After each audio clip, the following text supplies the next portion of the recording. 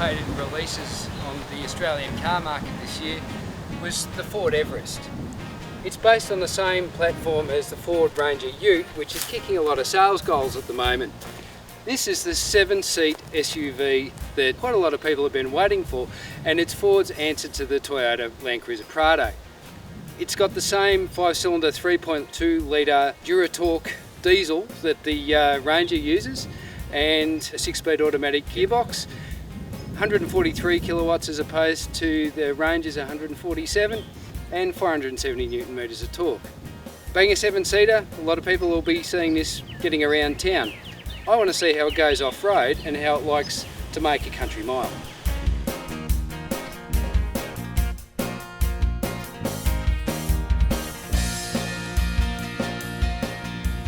The Everest is a full-time all-wheel drive vehicle, but it's fitted with a 2-speed transfer case, electronic diff lock, and obviously 4x4 low range. It also has Ford Active Terrain Assist, which is a dial down on the console that allows you to flick through a variety of programs for a variety of terrain. There's snow and grass, there's sand, and all these do is tell the computer where to direct the torque in the engine and what wheels. So it is actually capable of directing 100% of the drive to the back wheels, or it can select which wheels it wants to. So far, I've found it quite an intuitive little system to use.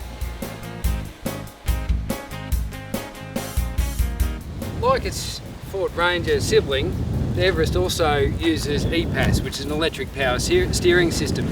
At low speeds it's quite light, at high speeds it gets a lot heavier, so when you're out on the highway it feels a little bit firmer. I'm still getting used to it. I find it a little bit too light when you're off-road. Around town it's brilliant. It's nearly a one-finger park on the steering wheel, but you don't get that same sort of feel transmitted back through the wheel when you're off-road, but I'm sure it's something that you can acclimatise to. So what do I think of the Ford Everest outside of the city limits? I think it's a cracker, and it makes a great country car. It's got plenty of off-road capability even in stock form, and it just rides beautifully on a lot of really average road surfaces that you find in rural Australia.